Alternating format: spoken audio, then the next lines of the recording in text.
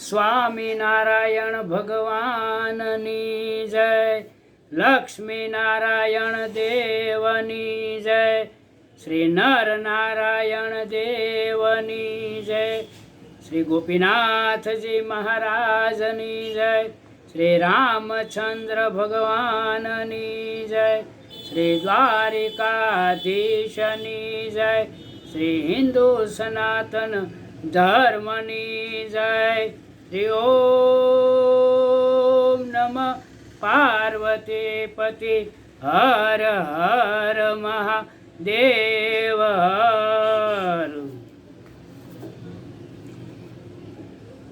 હાલ ગુજરાત રાજ્યના માનનીય આદરણીય ગૃહમંત્રી શ્રી હર્ષ સંઘવીજીએ વાહન ચાલકો સામે કડક કાર્યવાહી કરવા આદેશ કર્યો છે. જેમ કે રોંગ સાઈડમાં કોઈ વાહન ચલાવતા હોય, જે લોકો સિગ્નલ તોડતા હોય, જે કોઈ પણ ટ્રાફિકના નિયમ તોડતા હોય, એવા લોકોને જિલ્લા હવાલે બંધ કરો ને એનું એ નસીબ જાણે એમ થશે. અને રસીદ ફાડવાની જ નહીં, રસીદ ફાડવી જ એ કોઈ જરૂરી નથી, એને તો જેલ હવાલે કરો.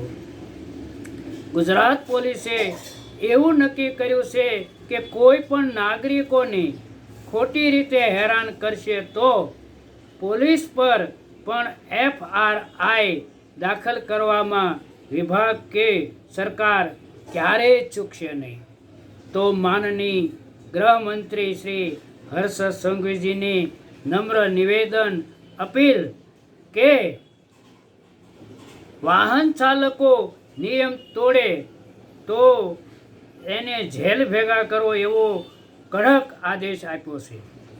અને ગુજરાતના કોઈ પણ નાગરિકને ખોટી રીતે કોઈ પણ હેરાન કરશે તો પોલીસ પર પણ FR તપાસ દાખલ કરવામાં વિભાગ કે સરકાર ક્યારે ચૂકશે નહીં.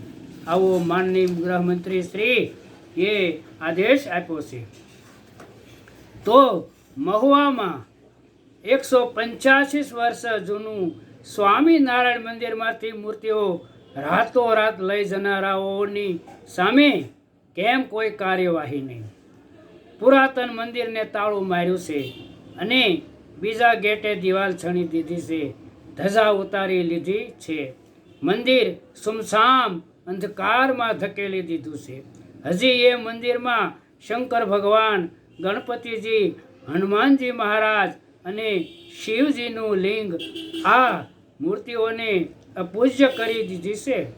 રોજ આરતી, પૂજન, રાજભોગ આરતી, શણગાર આરતી, આ બધુંય ભગવાનને ત્યાં સામે કથા વાર્તા કીર્તન થતા હતા. પણ આ સાધુઓએ તો હદ વાળી છે ને આ મંદિરને તાળા મારી દીધા છે. આજે 20-25 દિવસ થઈ ગયા છે. સ્વામિનારાયણ સંપ્રદાય અને આ દેશના કાયદા કાનૂન મર્યાદાને પણ તોડી મનમાં આવે તેમ આ સાધુઓ કરી રહ્યા છે. તો હર્ષ સંઘવીજીને નમ્ર નિવેદન કે ધર્મની અંદર ધર્મની વિરુદ્ધનું કૃત્ય કરનાર એવા સામે જે કોઈ પણ વ્યક્તિ હોય, સાધુ હોય કે ગ્રહસ્થ હોય, એની સામે કડકમાં કડક કાર્યવાહી કરવા અપીલ કરવામાં આવે છે. શ્રદ્ધાળુની શ્રદ્ધાને તોડનારાઓ સામે કાર્ય કરી મૂર્તિ પાસે ખારગેટ સ્વામિનારાયણ મંદિરમાં સ્થાપિત થાય એવી સ્વામિનારાયણ સર્વે સત્સંગ સમાજની માંગ છે. આ વિડીયો માનનીય ગૃહમંત્રી શ્રી હર્ષ સંઘવીજી સુધી પહોંચાડવા સર્વ હિન્દુ સનાતન ધર્મ પ્રેમી ભક્તોની વિનંતી છે.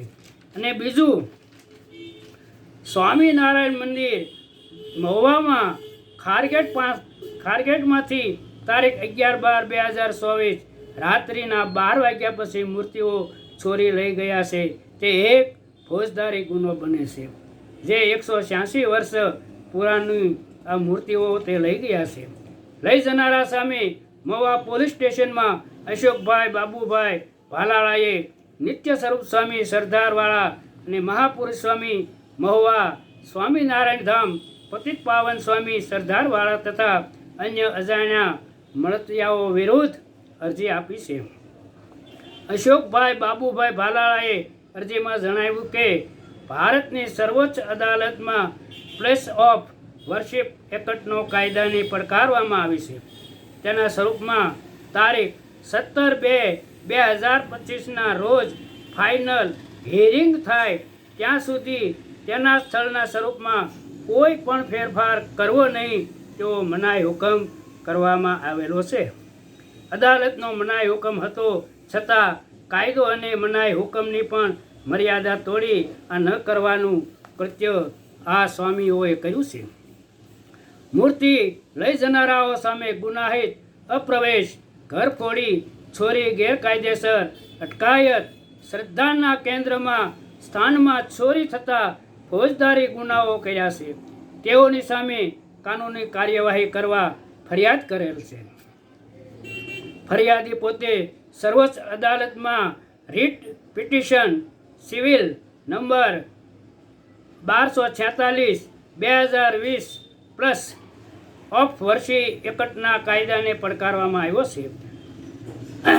તો સર્વે હરિભક્તો અને સર્વે હિન્દુ સનાતન ધર્મપ્રેમી ભાઈઓ ભક્તો સૌ આમાં સાથ પુરાવો અને આ વિડીયો માનનીય મંત્રી ગૃહમંત્રી શ્રી હર્ષ સંઘવીજી સુધી પહોંચાડવા સૌને અપીલ કરવામાં આવે છે કે આ વિડીયો વહેલામાં વહેલી તકે ગૃહમંત્રી શ્રી હર્ષ સંઘવીજી સુધી પહોંચે અને આવા ન કરવાના કૃત્યો કરનારાઓ સામે વિરોધ અમે કર્યો છે. તો અમારે વિરોધ કોઈ એ મંદિર બનાવે એની સામે વિરોધ નથી. મંદિર ભલે બનાવે, હજી આ બનાવ્યું છે એના કરતાં મોટું પણ બનાવે એમાં કોઈને કાંઈ વાંધો નથી. પણ જે મંદિર 185 વર્ષ જૂનું હતું એ મંદિર બંધ કેમ કર્યું, શા માટે કર્યું, એવી એને શું કરવાની ફરજ પડી કે એ મંદિરમાંથી મૂર્તિઓ રાતોરાત લઈ ગયા અને શ્રદ્ધાને ઠેસ પહોંચાડી. તો આવા સાધુઓ સામે પગલાં ભરવા માનનીય મંત્રી શ્રી હર્ષ સંઘવીજીની નમ્ર વિનંતી અપીલ કરવામાં આવે છે કે વહેલામાં વહેલી તકે જે મૂર્તિઓ લઈ ગયા છે તે ખારગેટ મંદિરમાં પાછી પ્રસ્થાપિત થાય એવી માનનીય મંત્રી શ્રી ગૃહ સંઘવીજીને અરજી કરવામાં આવે છે. કાયદાઓને તમે અમલ કરો છો તો આમાં પણ અમલ કરો અને બતાવો કે કાયદો એ કાયદો છે, કાયદામાં રહેશે તો ફાયદામાં રહેશો એવો તમારું જે સૂત્ર છે એને સાબિત કરો અને સારામાં સારોનો નિર્ણય આપો, સત્યનો નિર્ણય આપો. ખોટો વાત નથી, સત્ય છે એ જ ભગવાન છે. સત્યમાં પક્ષ રાખશો, ભગવાન રાજી થશે. માટે તમે કાનૂનનો અધિકાર છે એના અધિકારી છો તો એનો અધિકારી તરીકે તમે એનો ઉપયોગ કરી અને આ સર્વ હરિભક્તોને ન્યાય આપવા અપીલ કરીએ છીએ. સર્વ સ્વામિનારાયણ સંપ્રદાય દક્ષિણ વિભાગના સત્સંગ સમાજ સર્વની આ માંગ છે કે એ માંગ કે મૂર્તિ પાછી હતી ત્યાં ખારગેટ મંદિરમાં પ્રસ્થાપિત થાય એવી અપીલ કરવામાં આવે છે. સ્વામિનારાયણ ભગવાનની જય, લક્ષ્મીનારાયણ દેવની જય. ઓમ નમઃ પાર્વતી પતિ હર હર મહાદેવ હર.